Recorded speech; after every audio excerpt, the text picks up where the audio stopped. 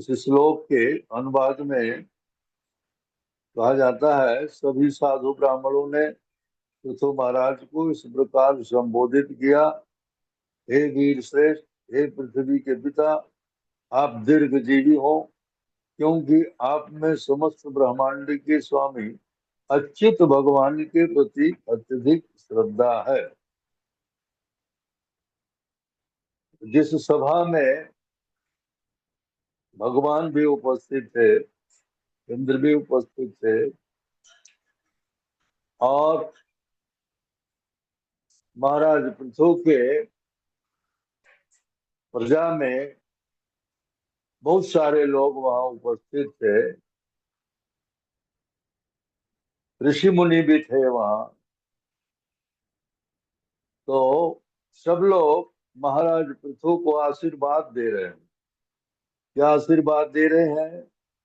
आप दीर्घायु हो, आपकी उम्र लंबी हो। क्यों ऐसा आशीर्वाद दे रहे हैं? कि प्रजा चाहती है कि उसका राजा चिरकाल तक उसके ऊपर शासन करे, क्योंकि ऐसे आदर्श राजा जो होते हैं वो प्रजा को पुत्रवत पालन करते हैं। जैसे कोई अपने पुत्र की देख रेख करता है, उसकी प्रत्येक आवश्यकताओं की पूर्ति करता है, उसी प्रकार महाराज पृथु जैसे जो राजा होते हैं वो प्रजा का हमेशा हित सोचते हैं। सुहृदम सर्वभूता नाम उनके हृदय में रहता है, वो सबके हित सोचते हैं। इसलिए उनकी जो प्रजा होती है वो हमेशा भगवान से प्रार्थना करती है कि हमारा राजा जो है वो दीर्घजीवी हो, उसकी आयु लंबी हो। कहने का तात्पर्य ये है, एक प्रकार से प्रजा चाहती है कि ये अमर हो जाए, प्रजा का ऐसा विचार रहता है। तो क्यों ऐसा आशीर्वाद दे रहे हैं? क्योंकि कह रहे हैं कि आप में समस्त ब्रह्मांड के स्वामी अच्युत भगवान के प्रति अत्यधिक श्रद्धा है। वास्तविकता में देखा जाए तो जिस व्यक्ति के अंदर भगवान के प्रति श्रद्धा होगी वही प्रजा का हित सोचेगा, और जिस व्यक्ति में भगवान के प्रति श्रद्धा नहीं होगी उसके अंदर भक्त के गुण नहीं होंगे, उसके अंदर करुणा नहीं होगी, उसके अंदर दया नहीं होगी, तो वो प्रजा का पालन ठीक से नहीं कर सकता है। यहाँ पर श्रील प्रभुपाद कहते हैं तात्पर्य में कि सभा में उपस्थित साधु पुरुषों ने पृथु महाराज को दीर्घ आयु प्राप्त करने का आशीर्वाद दिया, क्योंकि भगवान के प्रति उनकी श्रद्धा तथा भक्ति अटूट थी। अटूट थी इसका मतलब ये कि वो 24 आवर्स 24 घंटे भगवान के चिंतन में निरंतर लगे रहते थे, और राजा का जो दायित्व है, जो कर्तव्य है, वो उसका अच्छी तरह से पालन करते थे। इसलिए प्रजा उनके दीर्घजीवी होने की कामना करती है। यद्यपि जीवन की अवधि सीमित वर्षों की होती है, प्रत्येक व्यक्ति को, प्रत्येक प्राणी को यूं कहिए कि उनकी जीवन की अवधि निश्चित है। कहा जाता है कि जितनी श्वास हमको मिली है हम उतनी ही श्वास ले सकेंगे अपने जीवन में, उससे अधिक नहीं ले सकेंगे। किंतु ऐसे भी योगी हुए हैं जो श्वास को नियंत्रित करके अपनी आयु को बढ़ा लिए हैं। आयु बढ़ सकती है, क्योंकि गिनी हुई जो श्वास है उनको योगाभ्यास के द्वारा यदि हम अभ्यास करें, श्वास को रोकें, तो जितनी श्वास हम रोकेंगे उतनी श्वास हमारी आयु को बढ़ा देगी। ऐसा कहा गया है कि जो व्यक्ति जीवनचर्या में अधिक भाग दौड़ करता है उसकी आयु क्षीण होती है, क्योंकि जितनी गति से वो दौड़ेगा उतनी ही उसकी श्वास की गति भी बढ़ जाएगी, और श्वास की गति बढ़ने से वो निर्धारित संख्या के अलावा श्वास लेगा, और इस प्रकार उसकी जो नियत श्वास है, जो जीवन भर के लिए मिली है, उसमें कमी आएगी और वो अधिक समय तक जीवित नहीं रह सकेगा। इस प्रकार यहाँ पर श्री प्रभुपाद जी समझा रहे हैं कि निसंदेह कभी कभी योगी अपने इच्छा अनुसार मरते हैं। योगी अपने इच्छा अनुसार कैसे मरते हैं? श्वास को नियंत्रित करके, भोजन को नियंत्रित करके, अपनी दिनचर्या को नियंत्रित करके वो अपनी आयु को बढ़ा लेते हैं। ऐसा संभव है, शास्त्र में ऐसा वर्णन है। प्राकृतिक नियमों के अनुसार वो शरीर नहीं छोड़ते हैं। हम सभी के ऊपर प्रकृति के नियम लागू होते हैं। हाँ, हमारा खान पान, हमारा रहन सहन, हमारी दिनचर्या प्रकृति के नियमों के अधीन है। इसलिए हम प्रकृति के नियंत्रण में। प्रकृति के 3 गुण हैं, सत्वगुण, रजोगुण, तमोगुण। हमारे शरीर की रचना प्रकृति ने किया है। मय्याध्यक्षेण प्रकृति सूयते सचराचरम। भगवान कहते हैं मेरी अध्यक्षता में प्रकृति चराचर प्राणियों की रचना करती है। तो हमारे शरीर की रचना जब प्रकृति के गुणों के अनुसार हुई है, तो हमारे कर्म भी प्रकृति के गुणों के अधीन ही होंगे। हम कभी सतोगुण में रह के कर्म करेंगे, हम कभी रजोगुण में रह के कर्म करेंगे, हम कभी तमोगुण में रह करके कर्म करेंगे। ये प्रकृति के तीनों गुण जो है, हम उनके अधीन रहेंगे। तो कभी कभी क्या होता है, सतोगुण जो है वो 2 गुणों को, रजोगुण को, तमोगुण को दबा करके ऊपर आ जाता है।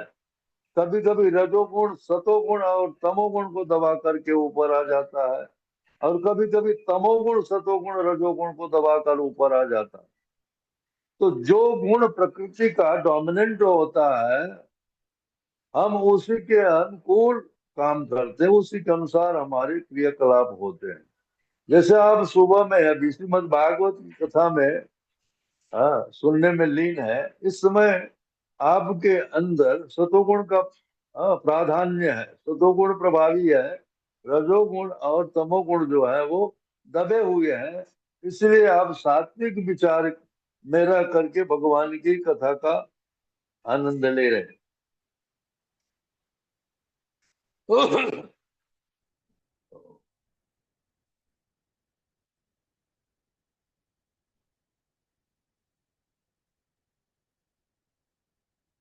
तो यहाँ कहते हैं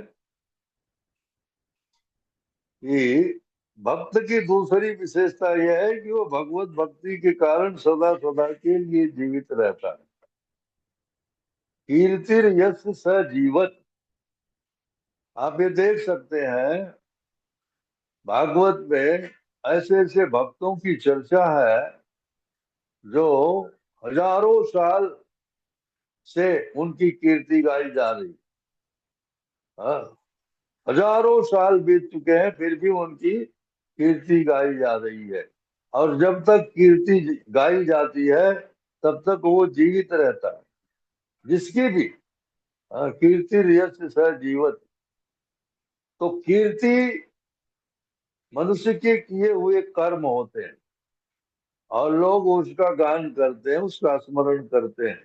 हम देखते हैं कि भगवान के अंदर 6 ऐश्वर्य हैं: श्री, वीर, यश, रूप, ज्ञान, जाप। और हमारे अंदर जो ख्याति, प्रसिद्धि ये आती है, ये भी भगवान से ही आती है। अगर इस संसार में कोई बलवान है तो बल कहाँ से आता है? भगवान से आता है।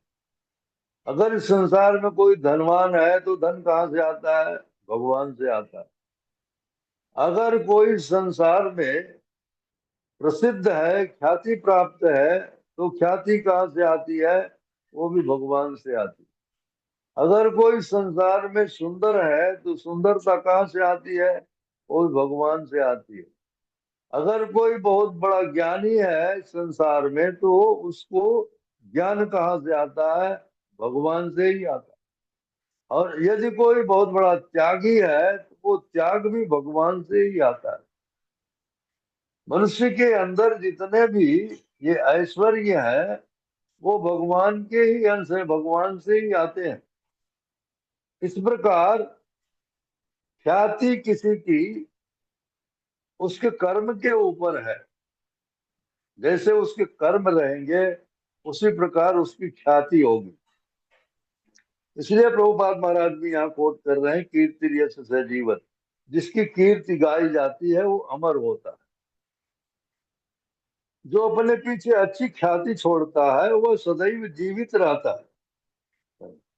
विशेष रूप से भगवान का भक्त तो निश्चित रूप से सदैव जीवित रहता है। आप देख सकते हैं हमारे परंपरा में ऐसे ऐसे आचार्य हुए हैं जिनका गुणगान आज हम करते रहते हैं। हाँ, पता नहीं, हजारों साल से ये परंपरा चली आ रही है और उनकी ख्याति का हम गान करते रहते हैं। क्यों? उन्होंने जो हमारे लिए किया है हम उसको गाते रहते हैं। अब श्रील प्रभुपाद जी को देख लीजिए आप, पूरे विश्व में आज उनकी इतनी ख्याति है कि सुबह के 7:30 बजे उनकी जो आरती होती है वो विश्व में इस समय भी होती होगी, कहीं न कहीं 7:30 बजता होगा सुबह का। और ये ख्याति कब तक रहेगी इसको आप कह नहीं सकते हैं कब तक रहेगी। हजारों वर्ष निकल जाएंगे, जब तक संस्था रहेगी, जब तक संस्था का प्रभाव रहेगा तब तक ये ख्याति उनकी निरंतर गाई जाती रहेगी, अमर रहेंगे एक तरह से। यहाँ पर एक और उदाहरण दे रहे हैं प्रभुपाद महाराज कि जब भगवान चैतन्य महाप्रभु रामानंद राय से वार्तालाप कर रहे थे तो चैतन्य महाप्रभु ने पूछा सबसे बड़ा यश क्या है। तो रामानंद राय का उत्तर था जो महान भक्त के रूप में ख्याति प्राप्त है उसी की सर्वाधिक ख्याति है।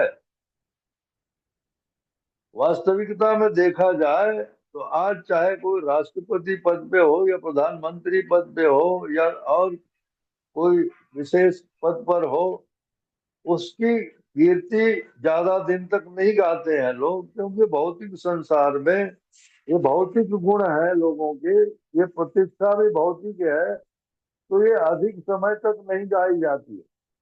किंतु जो भक्त हैं भगवान के, उनकी ख्याति जो है वो बहुत समय तक गाई जाती रहती है।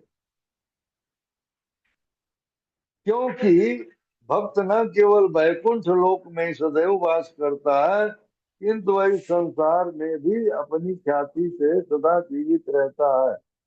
ये तो निश्चित है भगवान की भक्ति करने के बाद उसको भगवत धाम मिलता है। भगवत धाम चला जाता है, वो भगवान की सेवा में लग जाता है, किंतु उसका नाम यहाँ रहता है।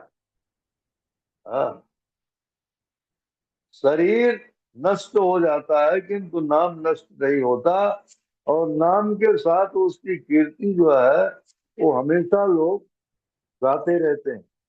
इसीलिए कहा गया है आप आए इस जगत में, जगत हंसा आप रोए। जीव जब जन्म लेता है, शरीर में आता है, तो लोग जो उसके सगे संबंधी है, परिवार के लोग हैं, जब जीव रोता है तब लोगों को प्रसन्नता होती है। जब तक वो रोता नहीं है तब तक लोग संशय में रहते हैं, पता नहीं जीवित है कि नहीं है, सांस चल रही कि नहीं चल रही है। उसको नाना प्रकार के उपक्रम करते हैं रुलाने के लिए। कभी कभी थप्पड़ मार के कोशिश करते हैं कि बच्चा रोए, कभी कभी इंजेक्शन दे के उसको रुलाने का प्रयास करते हैं। जब तक वो नहीं रोता है तब तक लोगों में उदासी जैसी छाई रहती है।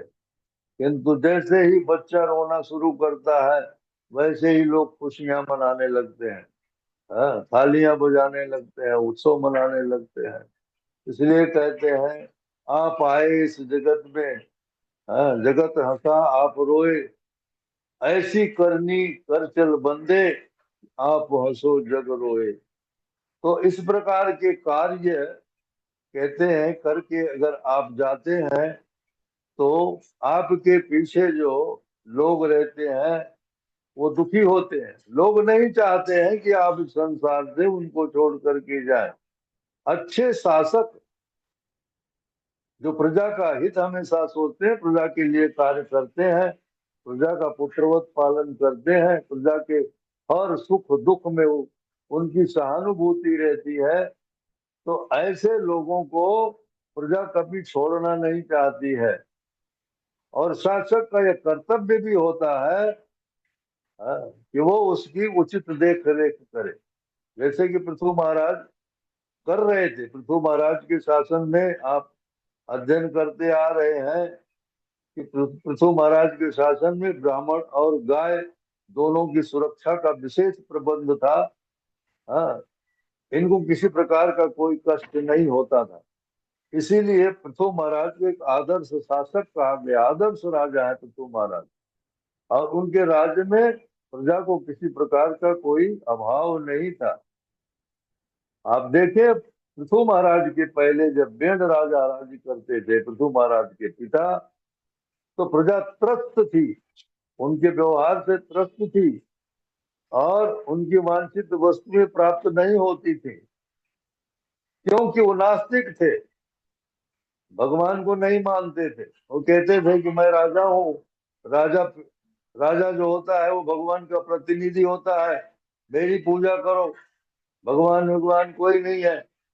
इसलिए ब्राह्मणों ने भेड़ को, हाँ, अपने उच्च स्वर से अट्टहास करके उनको मार डाला, शब्दों से ही मार डाला।